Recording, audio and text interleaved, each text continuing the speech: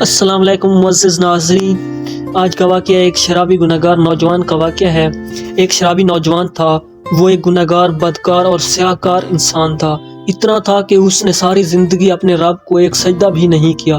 جب موت کا وقت قریب آیا تو اس نے اپنا سر اپنی ماں کی گود میں رکھ کر کہنے لگا، ماں، ساری زندگی میں نے گناہوں میں گزاری ہے، ساری زندگی میں نے شراب پیتے ہوئے گزاری ہے، ساری زندگی میں نے اللہ کی نافرمانی کرتے ہوئے گزاری ہے، ساری زندگی میری تباہ و برباد ہو گئی ہے نادانی کی وجہ سے۔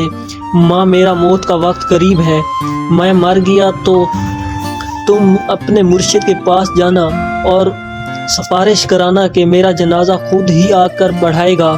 صاف ظاہر ہے کہ جب مرشد جنازہ پڑھانے کے لیے آئے گا تو 4 بندے بھی اس کے ساتھ ہوں گے، تو میرا جنازہ کون پڑھائے گا؟ میں تو اتنا گناہ گار ہوں، بدکار اور سیاہکار ہوں، میں نے ساری زندگی شرابیں پیتے ہوئے گزاری ہے، اللہ کی نافرمانی کرتے ہوئے گزاری ہے، زندگی میری تباہ و برباد ہو گئی ہے۔ ماں اٹھی گئی، اپنے مرشد حضرت حسن بصری کے پاس جا کر کہنے لگی، میرے مرشد، میرا بیٹا موت کے قریب ہے، تو وہ کہہ رہا ہے جب میں مر جاؤں تو اپنے مرشد کو کہنا کہ وہ آ کے میرا جنازہ پڑھائے گا۔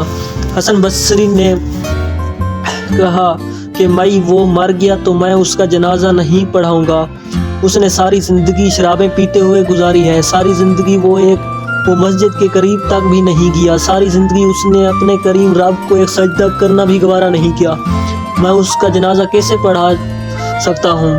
وہ ماں روتے ہوئے واپس آئی، دوبارہ اپنی گود میں اپنے بیٹے کا سر رکھا اور سر رکھ کر کہنے لگی، بیٹا، کاش تم نے زندگی میں میری ایک بات بھی مانی ہوتی تو آج میرا مرشد تیرا جنازہ پڑھانے سے انکار نہ کرتا، زندگی میں ایک بات پر بھی تم نے عمل کیا ہوتا، آج میرا مرشد تیرا جنازہ پڑھانے سے انکار نہ کرتا۔ میرا مرشد کہتا ہے کہ اس نے ساری زندگی اللہ کی نافرمانی میں گزاری ہے، شرابیں پیتے ہوئے گزاری ہے، میں اس کا جنازہ نہیں پڑھاتا۔ نوجوان رونے لگ گیا، نوجوان کی آنکھوں میں خون کے آنسو بہانے لگ گئے، ماں تڑپنے لگ گئی۔ نوجوان نے کہا، اماں جی، ایک بات تو بتا۔ ماں کہنے لگی، جی بیٹا، بولو، کیا کہنا چاہتے ہو؟ نوجوان نے کہا، ماں، مجھے اتنا بتا دے کہ میرے گناہ زیادہ ہیں یا میرے کریم رب کی رحمت زیادہ ہے؟ میرے گناہ زیادہ ہیں، میری بدکاریاں زیادہ ہیں، یا اس کریم رب کی رحمت زیادہ ہے؟ ماں خاموشی اختیار کی، ماں نے جواب نہ دیا۔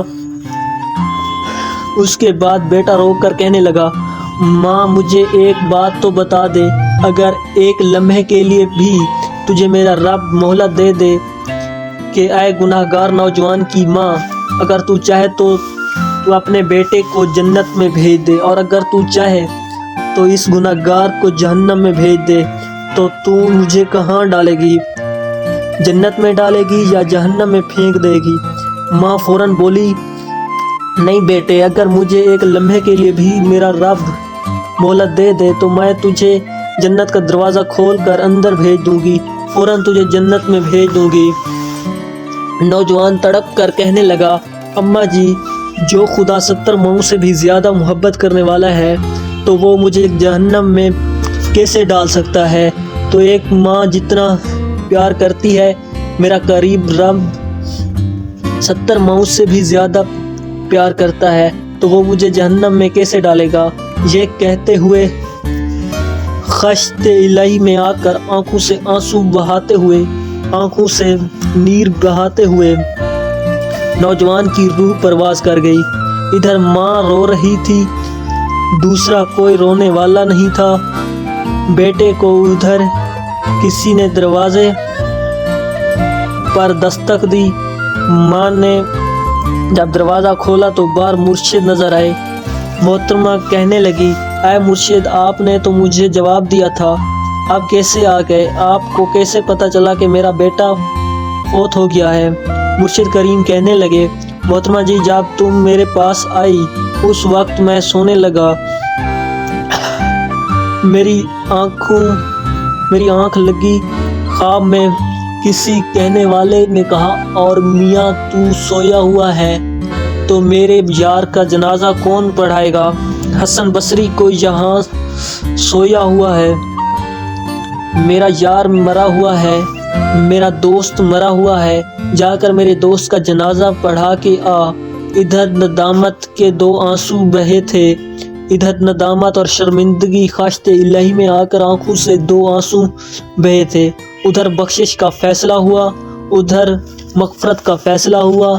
2 آنسو کی وجہ سے سارے کے سارے گناہ معاف کر دے گئے اور اس نوجوان کی بخشش ہوگی۔